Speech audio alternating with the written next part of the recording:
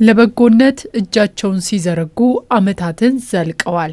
ሀሊማ መሐመድና ጸጋይ ክፍሌ ጉልበትና ጊዜያቸውን ሳይሰስቱ በበጎ ፈቃድ ተግባራቸው ከበርካቶች ጓዳም ገብተዋል። በዚህ ሳይገደቡ ከተማዋ በጎ ፈቃደኞችን በምትሽባቸው መስኮች ሁሉ በመሰማራት እያገለገሉ ይገኛሉ። ወጣቶች ማህበር ነበር መስራችነቱን በጎ ፈቃድ ማለት ነው። በችግኝ ተከላ እና የአረጋውያን ቤት እድሳት ላይ ምናምን ያኔ እንደዚህ በጎ ፈቃድ በጣም ጎልቶ አልወጣም ነበር በዛን ሰዓት ማለት ነው። እና እነዚህ በአብዛኛው ችግኝ ተከላና ቤት እድሳት ላይ ምናምን ነበር ስንሳተፍ የነበረው ማለት ነው። ወደ 9 ዓመት አገልግያለሁ። አብዛኛውን ትራፊክ ላይና ትምህርት ቤት ላይ ነው።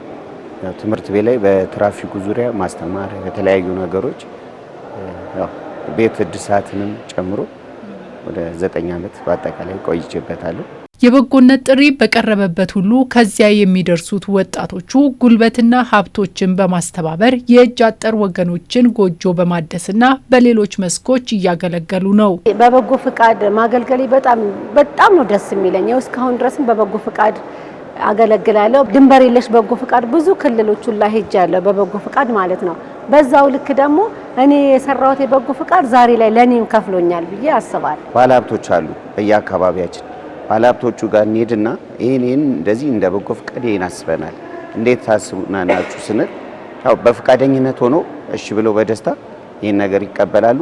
እኛም ያው የነሱን ተግባር በተጨማሪ አርገን ቤት እደሳውንም ምገባውንም እንደዛው እናካሄዳለን። በአዲስ አበባ ከተማ አስተዳደር የህብረተሰብ ተሳትፎና የበጎ ፈቃድ ማስተባበሪያ ኮሚሽን ክረምትን ተከትሎ ተማሪዎች የበጎ ፈቃድ ተግባር ላይ እንዲሰማሩ እያደረገ ይገኛል። በዚህ ክረምትም በበጎ ፈቃድ ተግባር ላይ ለመሰማራትና ህዝባቸውን ለማገልገል ዝግጁ መሆናቸውን ያነሳሉ ያነጋገርናቸው ተማሪዎች።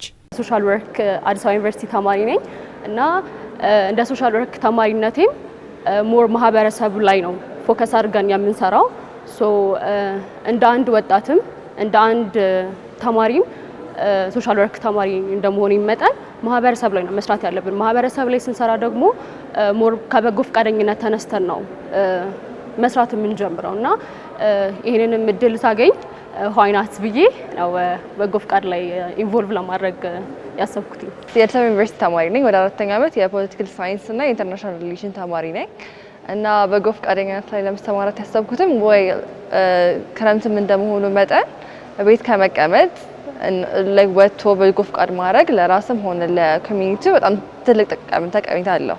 ወይ ለኔ ቤት ተቀምጦ ቲክቶክ ላይ ድሩም ስክሮል ከማድረግ ወጥቶ ሰው መርዳት አንደኛ ለኔም ለራሴም ይጠቅመኛል፣ በተኛ ደግሞ ለአካባቢያችንም ለኮሚኒቲያችንም በጣም ብዙ ጠቀሜታዎች አሉ። በጎነት ለአዲስ አበባ ከፍታ በሚል መሪ ሀሳብ የበጎ ፈቃደኞች የስራ ስምሪት ተካሂዷል። በመዲናዋ ለሚከናወን የበጎ ፈቃድ አገልግሎትም 18 የስራ መስኮች መለየታቸውንም ሰምተናል። አረንጓዴ አሻራ በመሳተፍ የከተማዋን ውበት በመጠበቅ በቤት ግንባታ፣ በማዕድ ማጋራት፣ በጉልበታችሁ፣ በሙያችሁ ከጎረቤታችሁ ከወዳጆቻችሁ ጀምራችሁ ከኛ ጋር እንድትቀላቀሉ የተቀላቀላችሁ ካሁን ቀደም ሲሰሩ የነበራችሁ ወጣቶች አጠናክራችሁ እንድትቀጥሉ አዳዲስ ዛሬ በዚህ መድረክ የተገናኛችሁ ደግሞ ይሄንን የተባረከ የተቀደሰ ተግባር ላይ ጊዜያችሁን እንድታሳልፉ ባልባሌ ቦታ ጊዜያችሁን እንዳታባክኑ በኮሚሽናችን ስም ደግሜ ጥሬን አስተላልፋለሁ።